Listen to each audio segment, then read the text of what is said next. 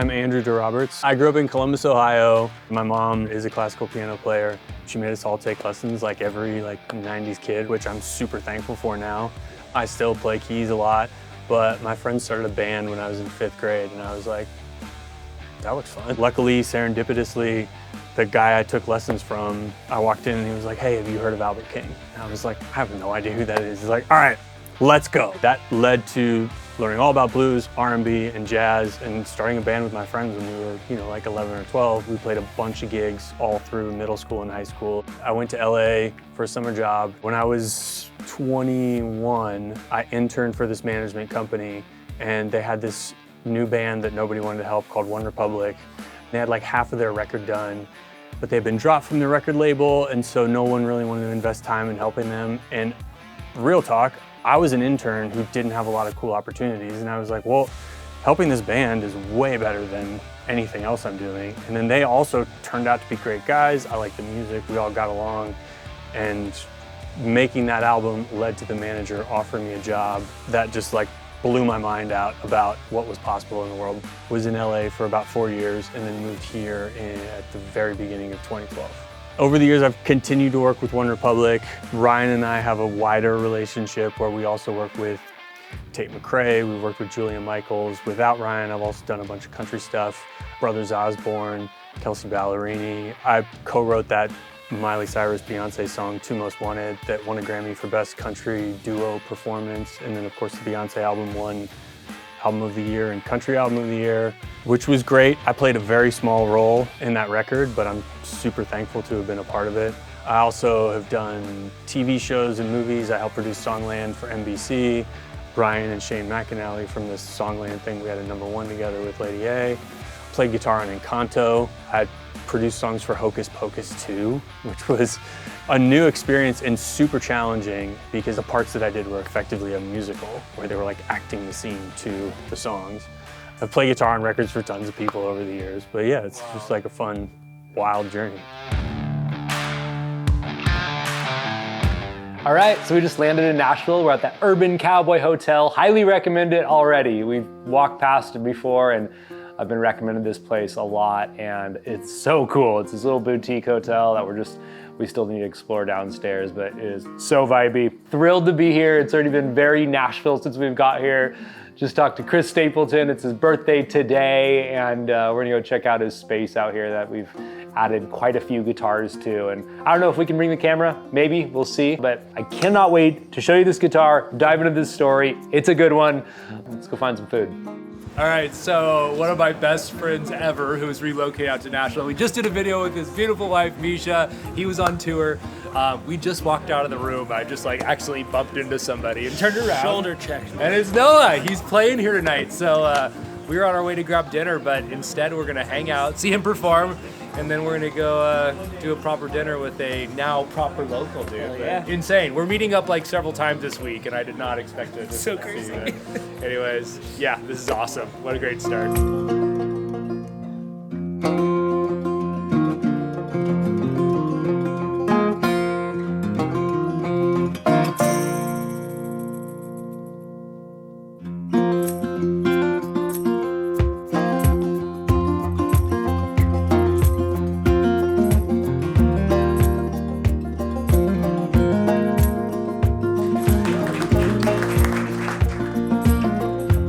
Got to Cafe Rose. It was suggested by our hotel manager. Then we ran into Noah and he approved. So we're sitting out here. It's 70 degrees. It's great. Big difference from Seattle. So we're gonna get some steak and frites and hang out. Yeah. So we come here a lot. I'm gonna get this swordfish. Yeah.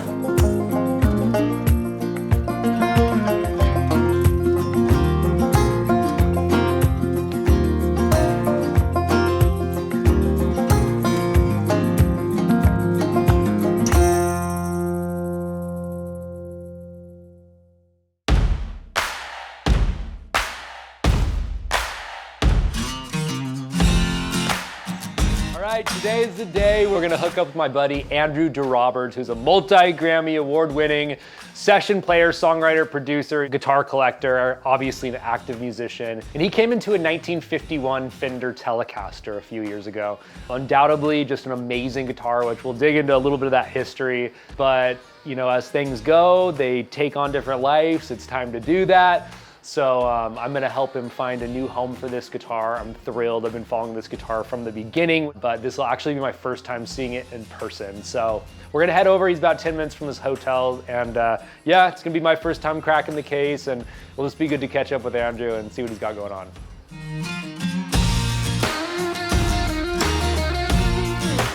All right, we're here. Yo!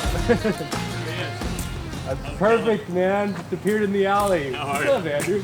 How's life? How you doing, dude? Good, man. Happy to be here, brother. Thanks for coming by. Excited to check out some guitars. And so this obviously isn't your house. No. You're in a studio now. Are you guys under construction already? Yeah, we started demo like 3 or 4 days ago. Okay.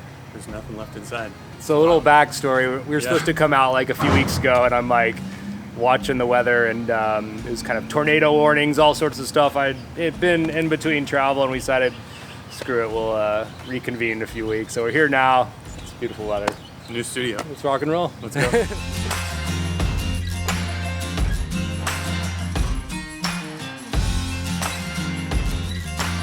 All right.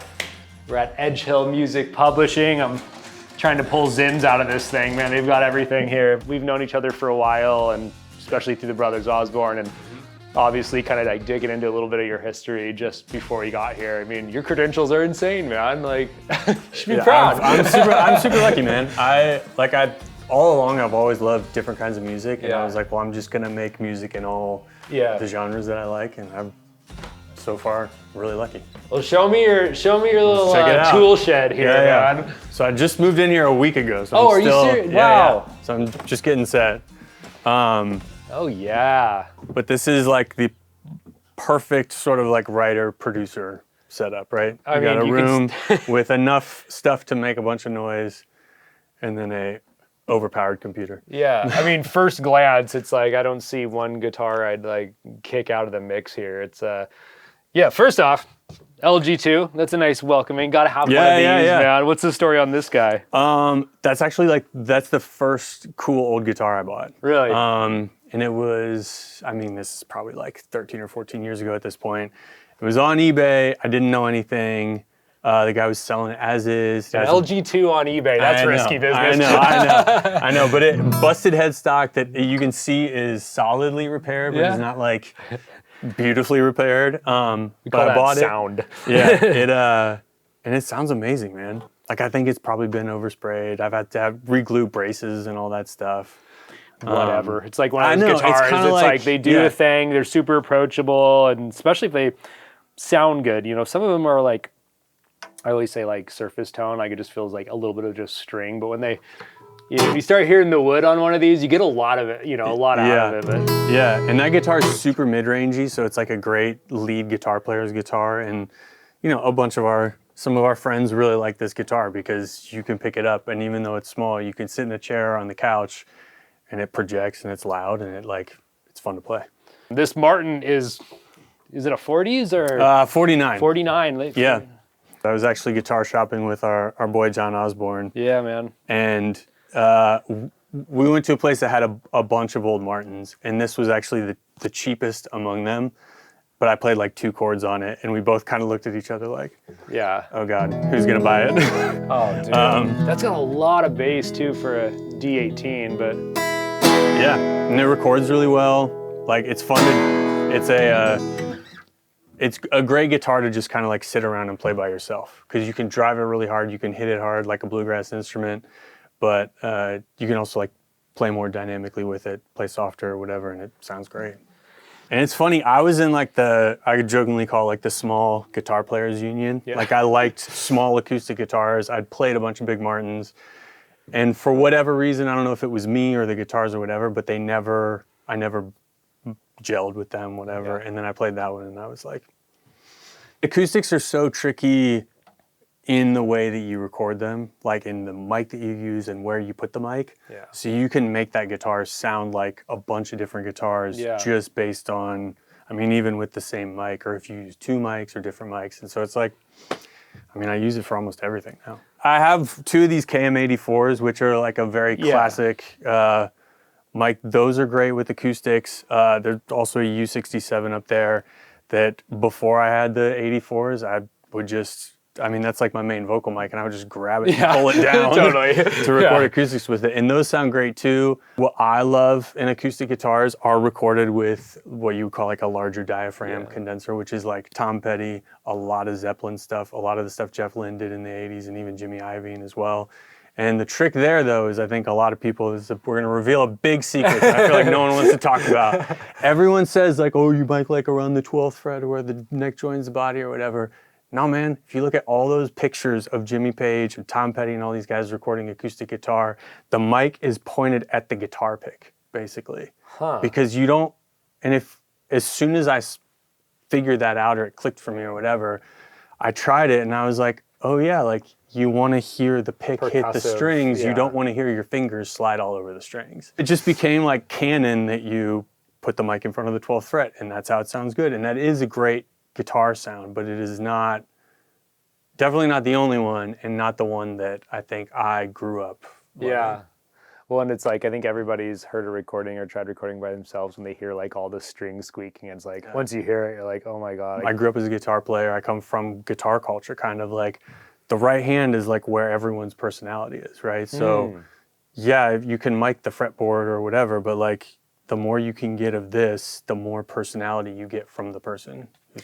Big dream guitar of mine, 64 335, all original except refret, new tuners. I put metal saddles on it because metal saddles sound better. I don't care what anybody says.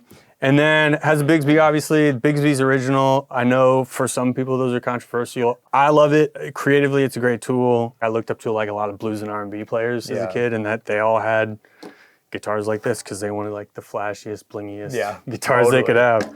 So for those of you who don't know this custom-made badge here, I remember seeing that one like the first time I saw it. Oh, is that like, what's custom about it besides that? It just covers the holes that a stop tail would have, and instead of, you know, having these two big holes plugged or whatever, they'd put these custom-made plaques on it, which I always loved. I love the font of it. I think it just looks really, really cool. But you're talking about like quintessential guitar sounds when you're talking about D28s and everything. Yeah. That is my best like classic electric guitar sound right there. Like if anybody wanted my most expensive sounding session player or whatever thing, it'd be something with that guitar. Yeah, it just sounds great. This is a bucket list instrument for me, and I think I saw like one lefty years ago, and it's just tough because, and I did see one, and it was mint condition, but it's like I would want one that 64s are just so cool. It's like this, you know, post the super thin neck, the super 59 fat 59 neck. It's just 64 necks are like loved by everybody, so you have that taken care of. It's got obviously the Clapton appeal, but I don't know, man, they're iconic. I love the Grovers on it too. That's so cool. It had newer Clousons when I got it, and when I took them off, I saw that it had already been reamed out. And so I was like, because the Clousons that were on there looked like a little, they were not exactly right, and it was bugging me. Yeah, I know exactly. I do think it's not better or worse, but Grovers do change the attack of the guitar. And, interesting, I've never heard that. And it's a preference thing, but like I put them on there just to try it, and I was like, I don't know, it sounds pretty good. I believe everything you say. So. Yeah. And it's a bright Gibson, which I really like. Next up is ironically like probably the least cool of like the vintage guitars in here. This is a 74 or 5. I think it's 75. Thin line. Again, like I bought this guitar on the internet before they were super expensive, and I got it and I was like, oh God, I messed up. Yeah. Because it played horribly. It was all over the place. The frets were basically played off. The neck was wobbly in the neck pocket. All the things that are supposed to be a problem were a problem. And I took it to Nick at Joe Glazer's place, who is an absolute legend, if you guys have not met him yet. Nick, thank you for everything. And I was like, do whatever you can to see if we can get this guitar to play right. And he put new frets on it, set it up. He actually changed the pots out to, I think, a lower value, so they work less like a wah-wah pedal and more just like normal guitar pots. And this is like turned out to be just an amazing guitar for me. It sounds great into every amp. And then I know this probably doesn't matter to a lot of people, but I have to make records in a lot of different situations with either a random amp in a house or a studio or plugged direct into the computer or whatever. And this thing kind of sounds great all the time. And that's a huge deal. I think a lot of people assume since they have humbuckers that you'll get a ton of mid-range from them, but they're not super mid-rangey, which is why you gotta get it in with the right amp or the right pedal or the right plug-in to get a good lead guitar sound out of it. But yeah, I use it for everything because again, like for what I paid for it and all that, I can kind of just like throw it on my back, get on a plane or whatever and go, and it's amazing. For Fender trying to reinvent the wheel, reinvent the Telecaster, that's about as cool as you can get. I know what I mean? Yeah. And I don't know, do you guys know who Tab Benoit is? No. He's a New Orleans, or Louisiana blues player. When I was a kid, I used to play at blues clubs in my hometown, and we used to open for him all the time. And he had a couple of these old ones, and he'd play them like through super reverbs, at like 110 decibels or whatever, just like absolutely like burn the house down. But I think a big part of me, and like so much of like R&B and jazz and blues culture is like just in me, and I think a big part of me like still hears him playing all those crazy ripping solos. What was his name? Tab Benoit. Okay. He's still around. Cool. Great player, great singer. Does it's kind of like a Cajun New Orleans influenced blues thing. Next up, 66 P bass. Yep. I'm not the greatest bass player, but I love playing bass. As a kid, I always got along really well with bass players, and a lot of my good friends now are bass players. So I kind of bug them all the time about how to be a good bass player. And so, I love to honestly take my time on a record and just work out a great bass part. This sounds great. I have flats on it. I have a tune down a whole step, which is like the Pino Palladino trick. You got another one, right? Yeah, that's from you. Oh, which one is that? This jazz bass is from you. Oh, that's right. We did a little swap thing. Yeah. Okay, cool, man. Yeah. Is that a 65? 60. Ooh, it actually might be. In my head, it's a 66, but it might actually be a 65. Yeah, it's funny. But that's a 66, and I think I just thought they were the same. There is this mid-60s era where the basses were super light, and it's like the neck of that bass is heavier than the entire body. They both play in tune great. They sound amazing.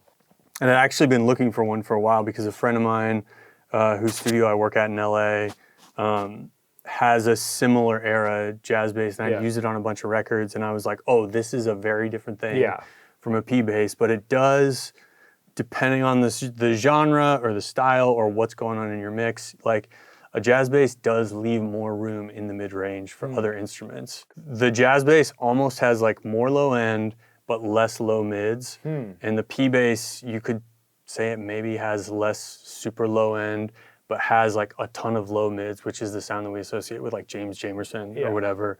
And so depending on what's going on in your song, again, especially a P bass with flats will fill this spot in the EQ spectrum that can be really handy, but also if you have a lot of things competing for that space, which because the low mids, that is a tricky spot in your song because you have the bottom part of your vocal is there, every drum is there. A lot of the low parts of the guitars are there, keys or synths or whatever. A lot of people are going for that range.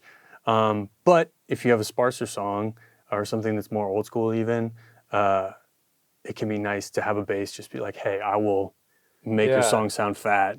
Here you go. This is a 45 0018, I think.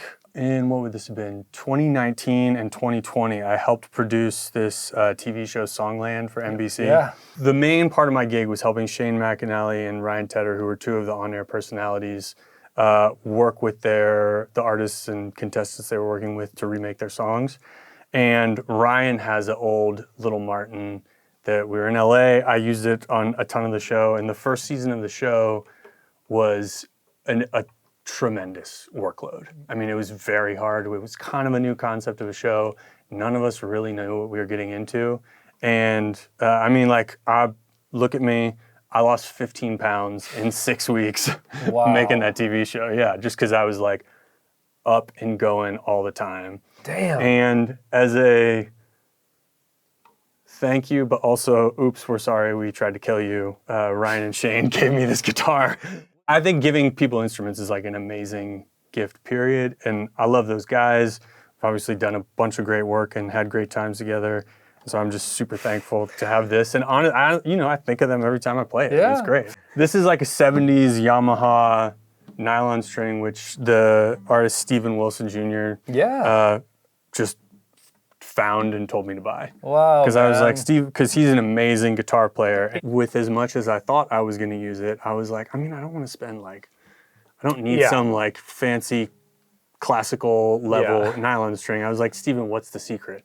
And he just sent me a link and was like, buy this guitar now. And it was a few $100. It's great. I actually use it all the time. And so what model is it so people kind of know? It's a C250. C250, But it's I think it's any of the Yamahas from, there's like a specific era in the 70s that I don't know about. I think Steven's logic about this, which I assume is right, is he was like, the Japanese guitar companies at the time saw nylon string guitars as like the pinnacle of guitar building. So they put a lot of their best guys, and maybe girls, I don't know, on those projects, and also use like the best wood they can find. So like it's a great guitar. This guitar is a lot of things. This is the guitar that I learned to be a professional on, basically. When I was really young, a guy who was friends with my parents, who just became my friend, sort of like took me under his wing, took a liking to me, and let me borrow this guitar when I was like 10 or 11 years old. I didn't know anything about it at the time. I had like a PV Raptor. Yeah. This is a 62 Strat that is, I don't think this is the original pickguard on it. It had different tuners at one point. He had this guitar and it was his main working guitar. And as we got to know each other and so he let you just take it home? Take it home. And he's actually a big reason that we are here, because I didn't know anything about anything. And he was like, hey, by the way, old guitars are cool. And he was into them kind of before anyone else. So he had a couple cool old Strats, old 335s, old Tweed. He had like all the stuff that we all like revere now. And he was like, you can't play a PV Raptor. He's like, take this guitar home, like play it for a while and let me know what you think. And I was like super into Jimi Hendrix and Albert King and all that stuff at the time. And yeah, he would just let me borrow it on and off through the years. And there was always this like funny thing he would tell me. He's like, I always heard this was Curtis Mayfield's guitar. And we were like, haha, that's crazy. Like, you could say that about any guitar, right? And another musician, Buzz Tuning, who's a Columbus, Ohio guitar teacher, amazing guy, was another like big mentor and influence in my musical life. I'm trying to remember if he came to a show that we were playing together. Somehow they connected, and Buzz looked at the guitar for like 1 second. He goes, oh, I know that guitar. My guitar teacher bought that guitar from Curtis Mayfield. And I was like, wait a minute, maybe it is true at this point. And then a few years later, when I was, I think, in high school, and we're all still, these guys are 30 years older than me, but we're all kind of like in the same musical circle. We found a picture of this in this like Rolling Stone 500 pictures of rock and roll. And it's Curtis Mayfield and the Impressions holding a guitar up, saying a prayer before they go on stage. And there's like this big ding in the side of the guitar, and I was like, oh no my God. Freaking way. What an epic photo. Yeah, man. I know, it's wild. A few years ago, unfortunately, my friend Keith revealed to me that he had been hiding a cancer battle for a very long time. And he was like, I think I need you to come up to Columbus, and like, I got something for you. And so I went up there, and we were able to have like a beautiful moment together, maybe a month or so before he passed away, and he gave me this guitar. And it's a wild thing to have and use as a tool, like it has been used for like its whole life. Because obviously, like I think about him and all my other friends and my like upbringing, like playing blues and R&B and jazz and all these like Ohio clubs. And then also, even before all of this, like I was super into Curtis Mayfield as a kid, just because I thought he was cool. So like I have this, and just like I think about my friends when I play that Martin, like I think about my friends when I play this guitar. It's a big deal. Keith Dennis, Columbus, Ohio. He was many things. He sold cars for a living. He was a car dealer. He was a blues musician. Became a guitar collector kind of early in the cool vintage guitar game or whatever. We're pouring one out for you, Keith. Yeah, he's a great guy. He's a good deed. And yeah. That's so cool, man. Yeah, man. Keith and I had like a kind of funny moment too when he gave it to me. He's like, you know you can never sell it, right? Yeah. I was like, I mean, yeah, but. It's light too. Yeah. Feels like it's like 7 pounds on the dot or something. Doesn't get better than that as far as what is that guitar? Yeah. Can I grab this? Do it. All right. Do it. So we're gonna get into the nitty gritty on this thing with Andrew. But what we're here for, this beautiful original case.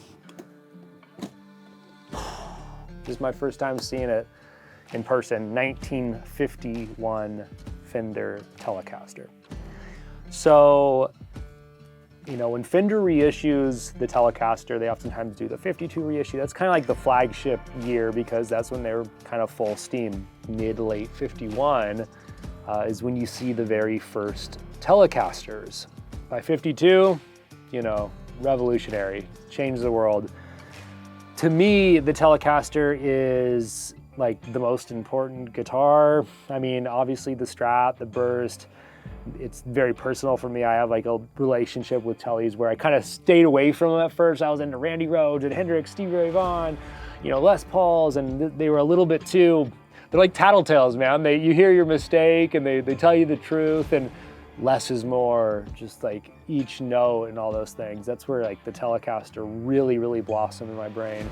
And it's my main guitar to this day is a 52 Tele. But so I've always loved these, man. And for me, being a Tele freak, a 51 is always going to be, I mean, just more deluxe than any other Tele because it's just that early, that last part of 51 where they settled on the name. I mean, to me, that's historic. That's heavy, you know? And I also love the fact that most people think it's 52 because Fender, you know, when they started reissuing, they might have thought it was 52 when they started doing that, who knows? But they did start making these in 1951, and we're looking at a insane example, which again, I'm gonna shut up and let Andrew tell the story here in a bit, but it is as real as you can get, man.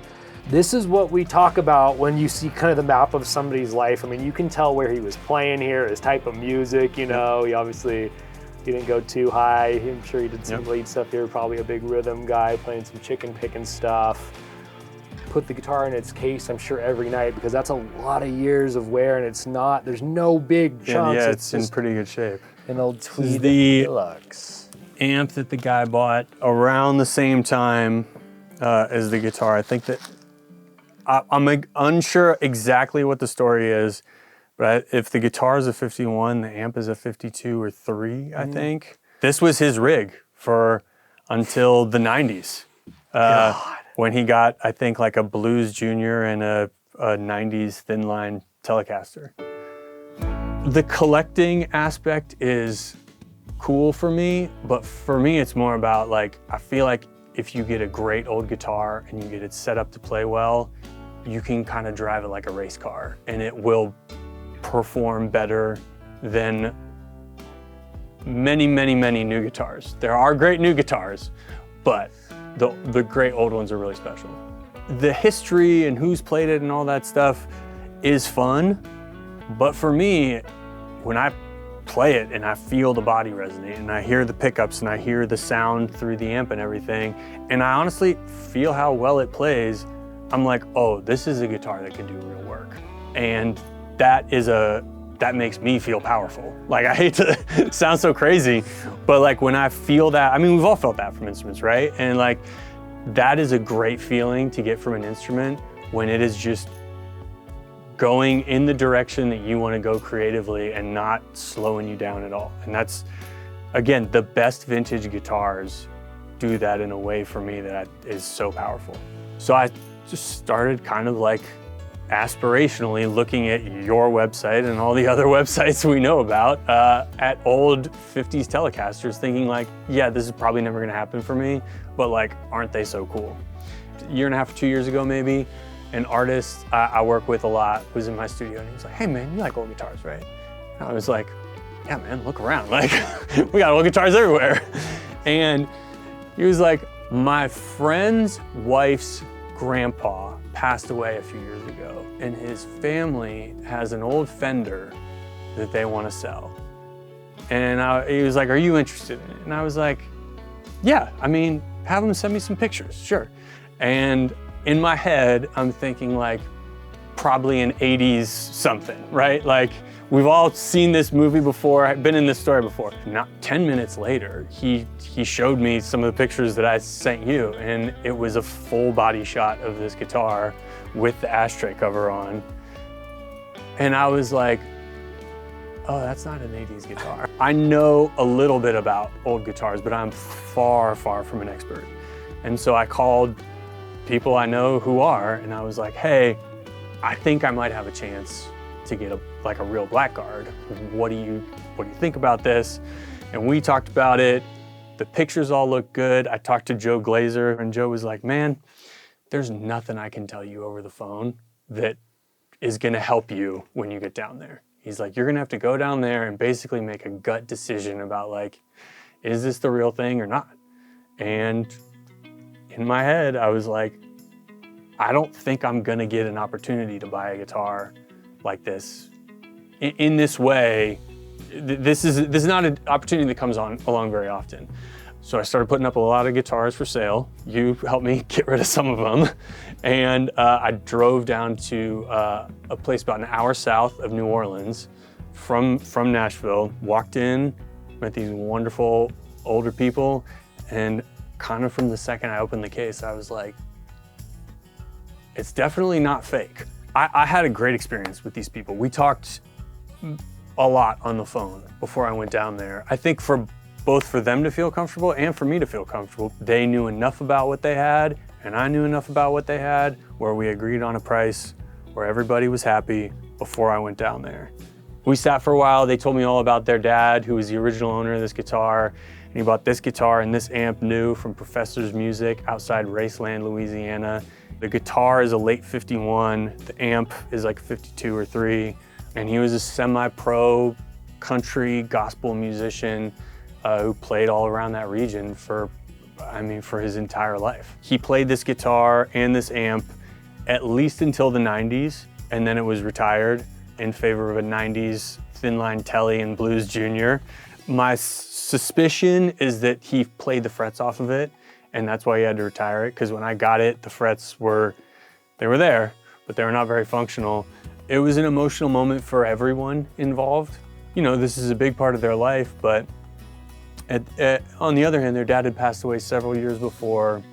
None of them were musicians, their grandkids weren't. There wasn't really an avenue to keep that in the family, and as we've discussed, like, this is a serious instrument, both as an instrument and financially, and I don't know if they were wanting to keep it around that much more. And it was also like a dream of mine to buy a guitar like this, and I'm so thankful that I got to, and I've been able to use it on a ton of records, and it's been so fun to play.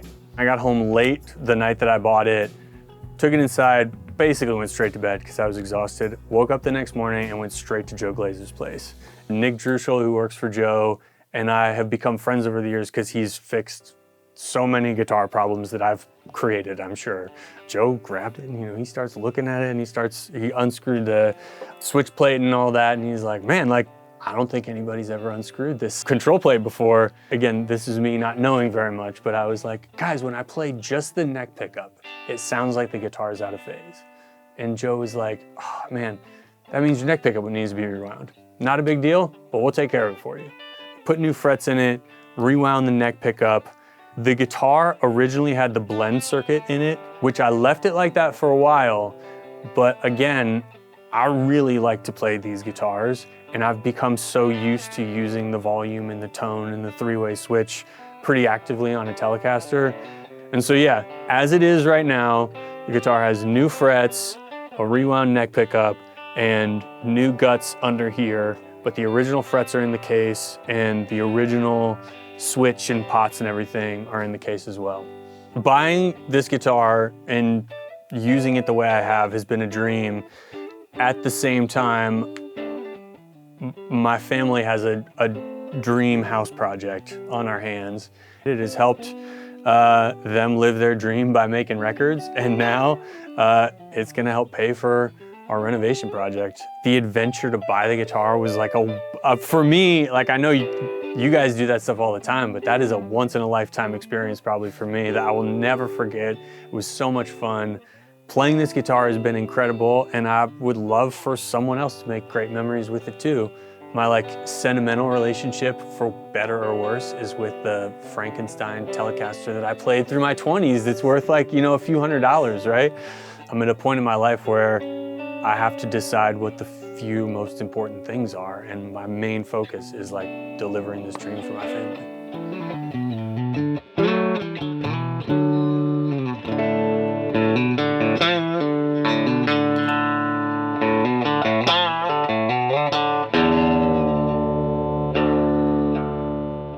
So one of the things I requested was a couple cool truck drives. He's got a couple cool old cars. One's at the house. This one he inherited from his old man. And we're gonna just spin around it, I think, right? Cruise around the neighborhood, go get some food, and we'll have a tour of East Nashville in an old truck with a yoga mat and a producer backpack in the backpack. It'll be an East Nashville cliche right there.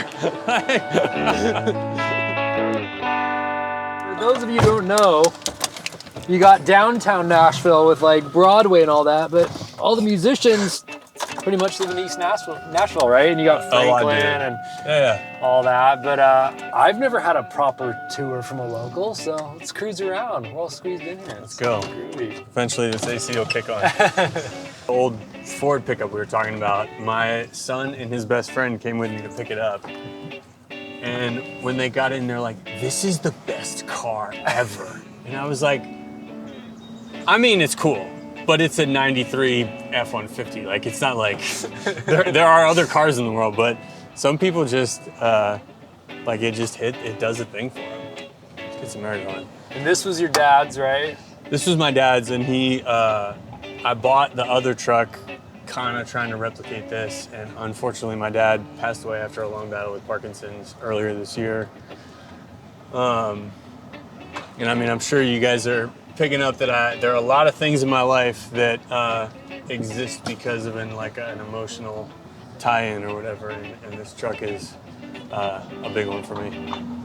Did you drive in this a lot with your old man, or was it something he got later in life? Or? He got this a little bit later. I mean, he bought it, if it's a 99, he bought it after I was out of the house. Probably bought it in 2010, maybe 2008. But he loved it. Like we were talking about how some people just have a thing with old trucks. He loved this thing, and it was special to him, and so it's special to me. They're like the Telecasters of the vehicle, man.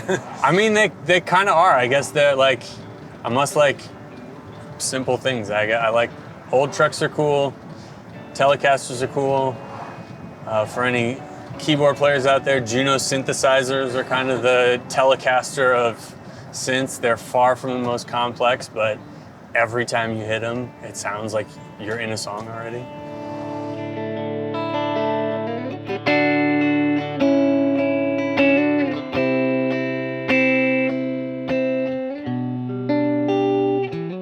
All right, we're gonna get some pizza. Let's go.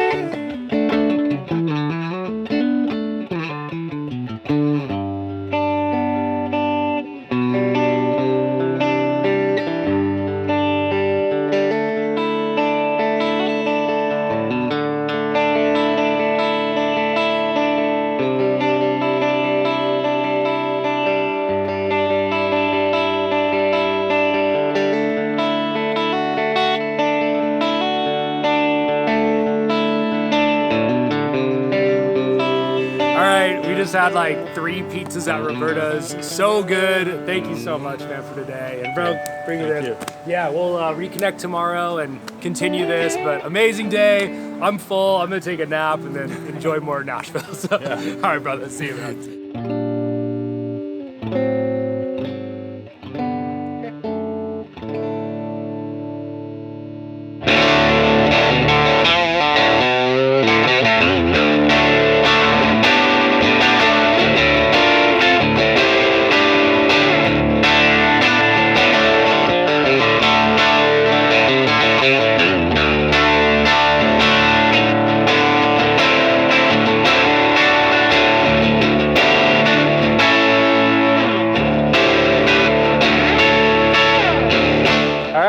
back in the mothership in Seattle, Washington. Thank you so much to everybody in Nashville. You're always so good to us. Thank you, Andrew. We're thrilled to have this instrument here and find a new home for it.